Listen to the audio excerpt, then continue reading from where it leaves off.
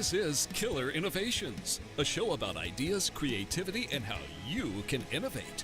Welcome to the Innovator's Garage, where you learn to create your next game-changing killer innovation.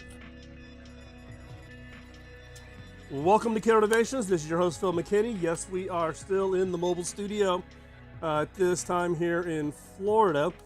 We actually had a guest who we were trying to get hooked up with a consumer electronics show, but we ended up with a little bit of a scheduling challenge. So today I'd like to invite back Barrett Nash. Barrett, thanks for joining us today. Hey, what a pleasure to be here, and apologies for that CES. I just didn't realize how big the show was. Well, it's funny because, you know, here we are. We were in Las Vegas together, and then just the craziness of CES went nuts, and we were doing a whole bunch of shows there. Today, Barrett's back actually in Kigali, Rwanda. We'll talk about his work in Rwanda.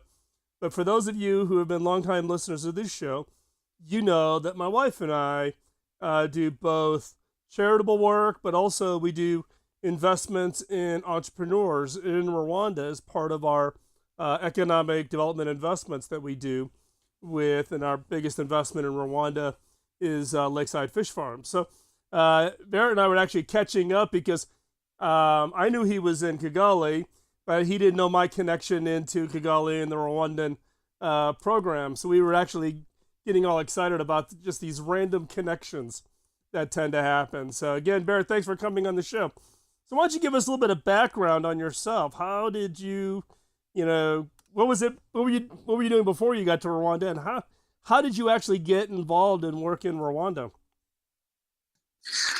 I should warn you, I'm sitting in the grass right now, and there's somebody bringing a running hose towards me and my computer. So I originally became involved in Africa when I was a student at the University of British Columbia in Vancouver, Canada. As is normal for many people going to university, I didn't take a gap year. I went right from high school into university, and I didn't really know what I wanted to do, and I found myself getting burnt out. And just one day there was in front of me just a poster on the wall, go volunteer somewhere. And I was like, you know what, I could really use that. And they positioned me in Ghana in West Africa. And it was a revelation to me. I feel like it's I felt like almost I was like colorblind or something before. There were so many types of lifestyles, so many ways that people live their lives that I had no idea of. And, what I was really defined by was, one, that there was this terrific optimism. Everybody was just so feeling that even though their lives were challenging, every day was getting better and better. Well, also, there was just these obvious positions where the state and the government and institutions failed people. And I thought, maybe there's something to actually trying to ask yourself deeply, what does it mean to live a meaningful life? What sort of impact you want to have? And I wanted to get involved in trying to bridge the divide between people who were passionate and trying hard and, deserved better opportunity than the world was giving them. And then you were in Ghana, and then did you go directly to your involvement in Rwanda with one laptop per child, or? So after Ghana, I went back to Canada and finished my degree at the University of British Columbia. I got involved with a local startup there called Shearwater Research that was making computers for deep water diving. I was their first employee, but then when I left, there was more than 15 employees. So I got the opportunity to wear every hat over the years I was there at the company, and from putting in an ISO 9001 system to handling supply chain management to accounting reconciliation. And it made me really fall in love with startups and the efficiency of startups and the fact that everybody goes to work and feels every day like they're a part of something that could change the world and that they're pioneers in. But after I graduated university, I wanted to go back to Africa. I wanted to go somewhere where I could have the sort of impact that I wanted to have as a purpose of myself. And I took an internship with One Laptop Per Child, which is an MIT Media Lab initiative where the government of Rwanda bought 220,000 laptops from us and used them as educational tools. And they positioned me in Rwanda.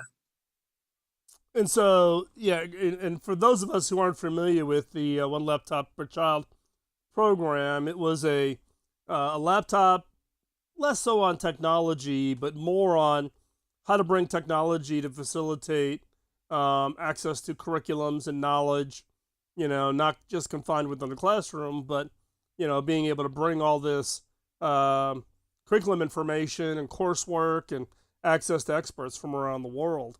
And MIT and Nicholas Negroponte at the MIT Media Lab, it was a big project in the, early to mid 2000s. And Rwanda, if I recall, was actually one of the biggest deployments, correct? Rwanda is the biggest deployment of one laptop per child in Africa. And, the project was really inspiring. I mean, they did a modified kernel of Linux that was entirely visual interface that was trying to get away from the fact that people, wouldn't know what an X icon meant or wouldn't know the visual metaphor of Windows. And it was, some of the best moments of my life watching somebody who'd never used a piece of technology before. The first thing they'd use a laptop for would be to allow their mother to cook in the kitchen at night when there was no light, and seeing that actually technology can be pretty flat if you're willing to kind of appreciate the learning curve of other people. Oh, so you mean using the screen glow literally as a light? Yeah. That's pretty funny. Well, it's actually a little side story. At Lakeside Fish Farm, we paid for the electricity to be brought out to the fish farm, which electrified all the villages out through Bugesera. And it was funny because what people wanted the electricity on their house for was to put that 4 foot or a 2 foot fluorescent tube light above their door, right? And it was just kind of the sign that says I've made it because I have electricity and I've got this light. And you'd see the kids out on the front porch, trying to do their schoolwork or whatever. It's the simple things in life, right? It's the things that we take for granted that we don't see it in the way they see it. So, after the one laptop per child, you have since gone on and and I don't know how old your current project, Safe Motors, is. When did you start that? So I've been doing Safe Motos for about 4 years now. My co-founder and I, his name is Peter, he's a Kenyan and a software developer. We were originally roommates, and we had the idea as roommates over beer in the summer of 2014. You know how many startups get started over, people sitting around over beers? There's some correlation here. Well, I mean, I think that and it's one of the challenges you look at, kind of trying to fabricate innovation, is that you're I remember being at MIT, and I took part in a development ventures course, and it was all these guys with these big brains sitting back trying to solve the problems of Africa. But usually the best way to make a solution is to solve a problem you yourself experience. And frankly, having beer is a great way to identify those. That's right. Literally, with Peter, my co-founder, we'd, be going to go meet at a beer, and we'd hop off a motorcycle taxi, and we'd go, man, that guy just about killed me about 5 times along the way. And you'd go, I know, these guys, they're crazy. And we started to kind of chat over time about how you'd see things do you ever notice how you can tell a good driver from a bad driver almost instantly?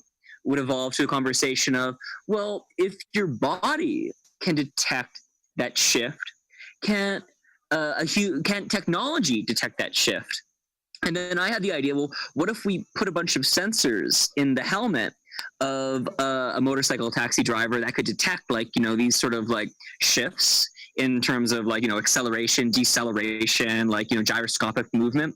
And then my co-founder Peter was like, well, a smartphone already has all these sensors. Why don't we just do it off a smartphone? And in fact, there's already an interface that's designed for integrating transportation with human beings, Uber. So why don't we just link, telematic data with an Uber style interface? And that was basically the start of Safe Motos. Well, that's plus or minus 5 beer. And that's actually pretty good. We're going to take a quick commercial break. When we come back, we're going to dig into Safe Motos and what that application really is and how does it really take a different look at the whole issue around, kind of the local transportation challenges within, countries outside of what you would normally think. And believe me, anything that would improve the motorcycle taxi program in Rwanda, I would be all for. So when we come back, we're going to pick up our conversation on Safe Motos. Don't go anywhere. You're listening to Killer Innovations on the BizTalk Radio Network.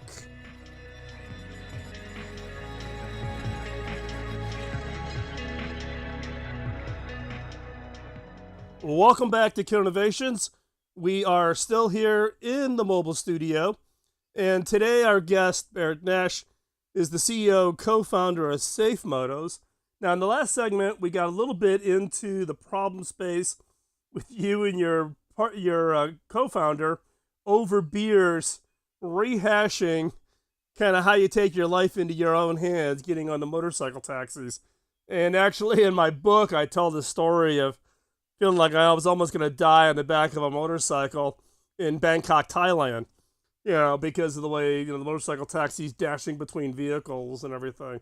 So tell us a little bit more about you and your co-founder and the whole process of thinking about Safe Motos and coming up with what you think is a different approach to this transportation solution that I think is pretty prevalent, like an Uber or a Lyft, but you guys have gone about it completely differently. Sure. Thanks for that. So a lot of people in like Europe and North America don't realize that one of the most popular ways to get from point A to point B in much of the developing world is by motorcycle taxi. I know myself, I'd never even ridden on the back of a motorcycle until I actually came to Africa. You're in these hyper congested cities like Nairobi or Lagos that were made for, colonial sized populations. And now they become these mega cities of 10, 15, 20 million people. And the congestion is terrible. You can spend 12 hours crossing the city of the city of Lagos, my apologies.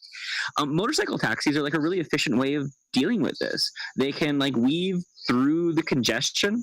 They're extremely cheap to operate. And, I wish in Canada, we had an option, it's point A to point B, picked up to drop off. The problem is that they're extraordinarily dangerous. In the emerging world after HIV/AIDS, the biggest killer is vehicle accidents. And in markets like Rwanda, where Safe Motos is operating, about 80% of accidents involve motorcycle taxis. We did an advertising campaign that I envisioned when both my co-founder and myself were actually in a motorcycle taxi accident of motos don't have seatbelts. You don't realize just how vulnerable and fragile you are, in comparison to a car, because if you just hit something, you don't have any backup. You're just flying. Mm-hmm. Our idea was, well, you know what? How do you tell some teenage boy who's never driven a motorcycle before and it's his first day, and how do you differentiate him from a seasoned professional? Right. So what we've done is we've built a system that does some things that are obvious. You have to have 3 years experience to be on the platform. We make sure that you have high customer quality scores, but then we're quite innovative in the way we use data from the smartphone itself. So, in a smartphone, there's an accelerometer, there's a gyroscope, there's a GPS chip. And there's been big research done from the insurance industry in Europe and America, where they want to be able to shift from onboard devices to smartphones, basically wanting to measure how every driver drives so they can be defining insurance premiums based off of that. And a smartphone's a logical way to do it because it's in everybody's pocket. So where the insurance industry is looking at if you drive good, you pay less money, you drive bad, you pay more money. We look at it, if you drive good, we pay you to customers. You drive bad, we don't pay you to customers. Interesting. So in this case, so you and your partner came up with this idea. What was the process to go from an idea over beers to being able to start actually trialing this out? I mean, one of the challenges I have as a startup entrepreneur is the realization that I may not be the most strategic person in my life. I mean, you know what? It wasn't luck, it was blind luck. So there was a small accelerator here in Rwanda from the company Millicom, and we'd applied for it, didn't get in. But it put us with this application on a platform called Ep6. Some of you might be familiar with it. Mm-hmm. And then we just got cold called from a startup accelerator based in Ireland that was focusing on innovations in the transportation industry. And they said, hey, we like what you're doing. If you were to apply, maybe you get in. And we were kind of joking, my co-founder and I, that if this is a Nigerian, we'd never trust them. But we applied, got in, went to the accelerator in Cork, Ireland. We're easily the earliest stage company there. We really had nothing more than a pitch deck. But then, we were the only company, we worked hard, only company to get follow-on funding, came back to Rwanda, launched, immediately fell flat on our face, realized that safety is something that people said they wanted, but weren't willing to prioritize over convenience or price. And basically, like, I've kind of iterated since then through multiple innovations to kind of make the company actually get a product market fit for this market. It's interesting because I think, we hear the story repeatedly with, founders or co-founders, teams getting out there, and you've almost got to go through that first stumble. I wouldn't call what you did a full pivot, but, getting that better product market fit, plays a pretty critical role. But the fact is it does sound like, by luck, you did not get into the accelerator locally, but you got into an accelerator focused on transportation. How much was that access to expertise around transportation help? How much did that really help you out, the work in Cork? I mean, I think even bigger than being in a community of transportation geeks was more being in a community of real startup geeks. Mm-hmm. And, what might surprise some of your listeners is that there's a huge culture of startups and technology in Africa. But it's tough because there's so few success points that in some ways the culture isn't really like about enabling real success, but it almost kind of feels like it's like the way I joke about it is like, high school rock bands where everybody's kind of got a good idea, but nobody's making money.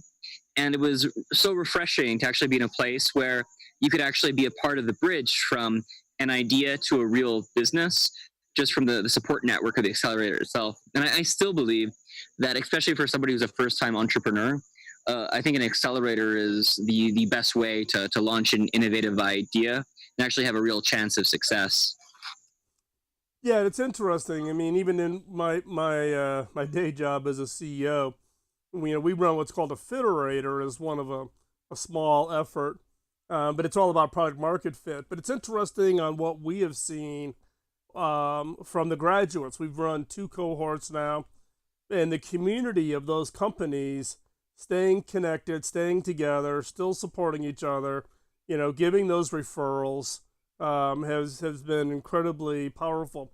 We're going to take another quick commercial break. When we come back, I want to get into more about the company itself and how the product actually works, and how the whole pricing model and the economics of it works. So we come back, we're going to continue our conversation on Safe Moto. So don't go anywhere. You're listening to Killer Innovations on the BizTalk Radio Network.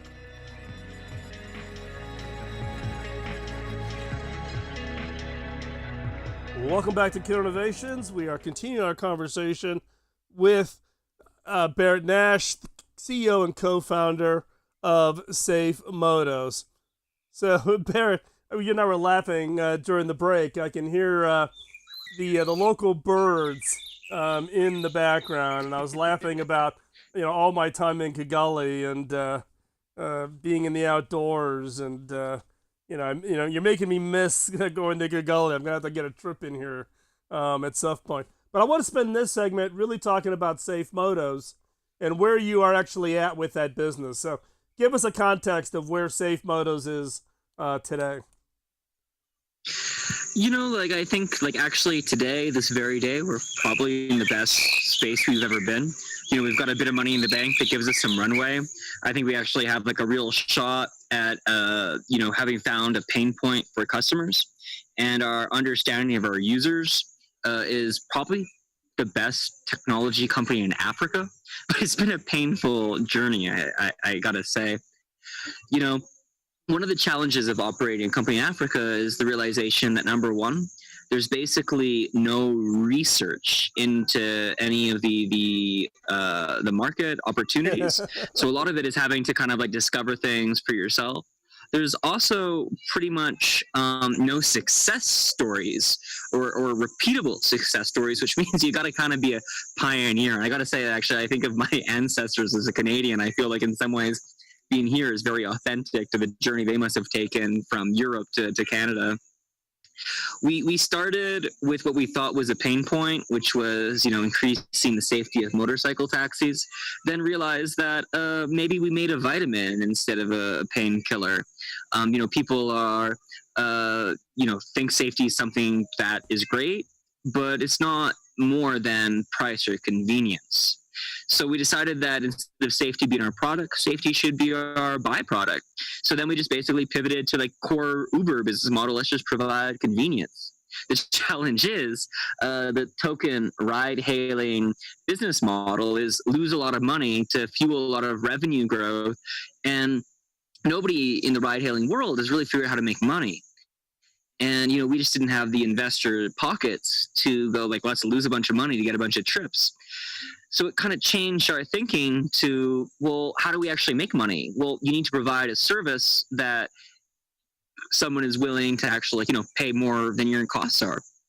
So we began doing a segmented approach where every offering we do on the motorcycles would, actually be providing value. So we have female drivers for female customers, because I'm sure you can understand it's kind of disgusting for a female user to hop on the back of a motorcycle taxi with some guy. We do nighttime trips. We have a service called Free Motos, where it's absolutely free to go to certain business partners, because the business partner is paid for you to come there. We lease bikes to our drivers. And then we've done what's become the gold standard of the company, which is corporate trips. Many employees of companies in Rwanda and other African countries, they take motos or company cars to get around.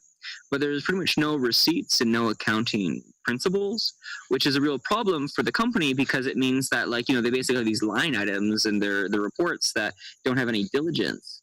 So what we've been doing is, we have a system where we've got a great accounting platform for business partners.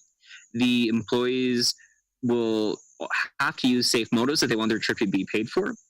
And it's worked pretty well. We've done 6% week-on-week growth over 2017, and it seems like it's a real pain point we've solved. Well, it is unique in the fact that you've segmented out the right types versus just treating it as just a broad transportation problem. I mean, you've been to Rwanda, you know that there's motorcycles kind of everywhere, and there's a saying that if you're trying to change behavior, you have to be at least 3 times better than the kind of current status quo. And we're better than status quo, but 3 times better is hard to compete when your competitor is, 30,000 bikes going up and down your street. Yeah, exactly. So in this case, you've segmented out the different types, whether it be with female drivers or with the corporations using you as the reimbursement model. Are those segments big enough to allow SafeMoto to grow, or are there other segments that you're looking at to go into next? Well, I've got to say, of course, we're looking to going to other markets. But what's interesting is that, a lot of the assumptions we made were kind of wrong. And we were heavily based off of ride-hailing best practices. So for one, I've just referred to as the business model side of things, which, not going broad-based, going highly segmented. But what was really interesting was the user experience. we kind of just copied and pasted the Uber app because we thought like, these guys have, 30 user experience specialists. Let's just follow their best practices. But what we've realized is that people use technology here differently. The metaphor I use is that people, in the West, they think that technology is about, a legacy of Windows and Linux and like, fragile and bugs and learning curves. But here they didn't have that experience. Here, a smartphone's their first piece of technology, and they expect it to work just like a toolbox. You got to grab a hammer and just hit something with it. So like, say, for example, people here don't have almost no literacy on kind of like a map-based user interface. It's just not what they've been taught in school. So what does it mean to do a ride-hailing component where people aren't kind of like, used to reading maps? And it's kind of brought us down a deep dive of more than like 150 hours of user experience testing that I think we're pioneering a new language of user experience for how to actually build technology products for the continent of Africa. So does your product only work on smartphones, or have you guys also have to address the text message only kind of service calling? So what's interesting is that I feel like probably the biggest innovation in the world right now is the advent of the $50 smartphone. I think that, frankly, I don't even really like, on my smartphone, I don't even use the phone. I've uninstalled the phone because I don't like people calling me. I think it's the idea that we can have more technology than put a man on a moon in someone's pocket for like, under $50 should change the game. And I think it does. And I think that, especially when you see the adoption rates, I mean, when we came to Rwanda not to win the world. We came to Rwanda because we believe Rwanda is the test kitchen, the living laboratory of Africa. And we wanted to look to the future, but not the long-term future, the future in, 1 year, 2 years. And like now, like, my my house staff has a smartphone. It's ubiquitous. And I think that the technology we focus on is how do we actually enable the additional technology that's in a smartphone to not just augment, but radically change the art of what's possible in terms of what technology can provide.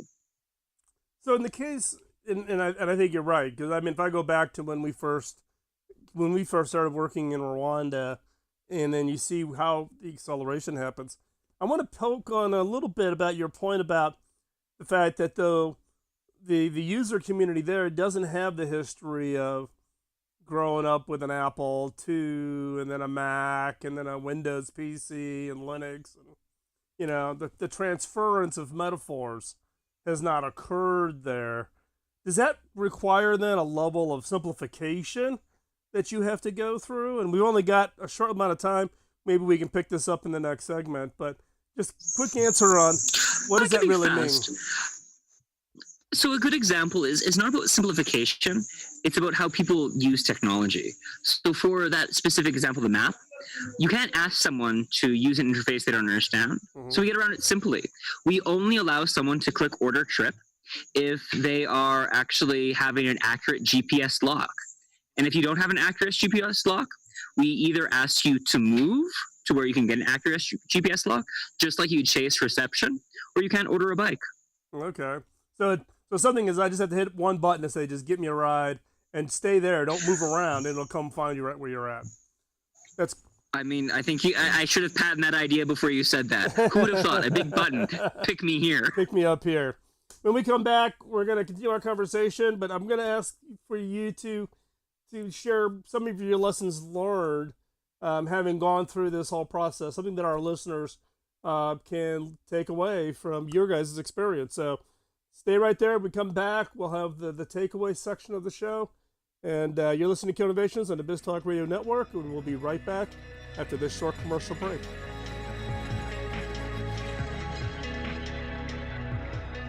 Welcome back to Innovations. We are here with Barrett Nash, CEO, co-founder of SafeMotos, bringing kind of a unique transportation model to Rwanda. So, hey, Barrett, I'm specifically interested in your experience in, if you look at what experience you've had, combined everything you've been doing, both when you were in Kenya and also Rwanda, if you could go back to before you started having that experience, what would be the 2 to 3 pieces of advice you would like to have given yourself? So if you had that time machine to go back to when you saw that poster about volunteer, what would be those two maybe 3 pieces of advice you would give yourself? My God. There's kind of a joke I have in myself where every 6 months I kind of look backwards and go, I wish I knew then what I knew now. Right. I mean, high level as an entrepreneur, make sure you're solving a pain point, not making a vitamin. In Africa, you probably need to have a profit-making business model, at least from a unit economic perspective, day one. Don't launch too soon. Get your finance figured out, get your story. But honestly, I also got to say that I feel for myself, you kind of almost have to go through the journey to be able to not just hear the statements of the things you should do, but to fully understand it. And I got to say, I made a lot of mistakes. We as a company made a lot of mistakes, but I don't think we could have done it faster, especially in an African context where there's just not, I feel in America, it's all about speed. You're trying to go around a track and go as fast as you can. You're racing with other people. Here in, Africa, there's not so many success stories. And it kind of feels like you're almost kind of going through the jungle and you've got to kind of discover it for yourself. And you can't go faster or slower because you're not even sure what success looks like. You just know you're trying to go the right direction. Yeah, your comment about time is interesting, particularly as a Westerner, having myself spent a fair amount of time in Rwanda. Whenever I've met with Rwandan government officials, and I'm of the gotta watch, got my calendar, punctuality, all those kinds of things, and they have the old saying of, you Westerners, you have the watch, we have the time. I went through a Buddhist Zen moment when I was living in West Africa, where I waited for 14 hours for a bus to leave. And every 10 minutes, they'd say, it's leaving, it's leaving, it's leaving. And for the rest of my life, I'm never impatient with time because nothing can ever be as worse as waiting 14 hours for a bus to leave. Yeah, it is the difference. But your whole point, though, about understanding, what constitutes success, but your point particularly about being profitable, unit one, out of the gate, loss leaders, many of the models that constitute best practices, let's say here in the United States with an Uber or Lyft, just did not apply for what you were trying to do there in Kigali, correct? Yeah, I mean, that's absolutely correct. I feel I feel there's this danger in much of the world that technology has been acknowledged as an enabling agent, but then technology has been so tightly intertwined with Silicon Valley style startups, the Googles, Amazons, that people go, okay, we're going to use technology, and almost just becomes verbatim, let's just copy one of these big guys. Yeah. When the Western technology companies, in my opinion, have been about solving Western problems, which are by and large middle class problems. Yep. Here, there's really not a middle class yet. And I feel technology needs to actually disconnect from, the Silicon Valley style kind of problem solving format and go, we're not trying to solve middle class problems. We're trying to enable a middle class. And I feel that's where technology can really disrupt the arc of the story of Africa. Oh, Barrett, that is a perfect line to wrap up our discussion today. If people want to follow you and Safe Motos and what you guys are up to, what is the best place for them to track what they're doing, get in contact with you? What's the best way? I mean, for one, I'm a very approachable person, so I frankly just love it if people would just email me at Nash, Nash, at SafeMotos.com or info@SafeMotos.com. And, you can come to our website, you can come to our Facebook, just search for Safe Motos, but I'm open. I'm always just happy to have a chat or get a cup of coffee or a cup of beer. And I'm on couch surfing too, so if you want to come by Rwanda, feel free to visit. And if you got an opportunity to go to Rwanda, I'd offer the exact same thing. We could host you out at Lakeside Fish Farms.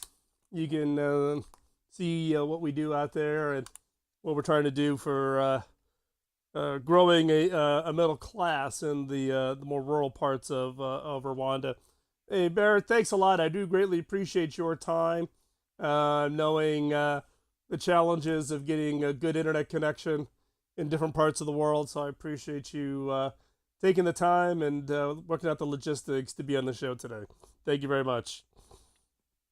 And my sincere pleasure, and thank you for forgiving me for missing our interview at the Consumer Electronics Show. Not a problem.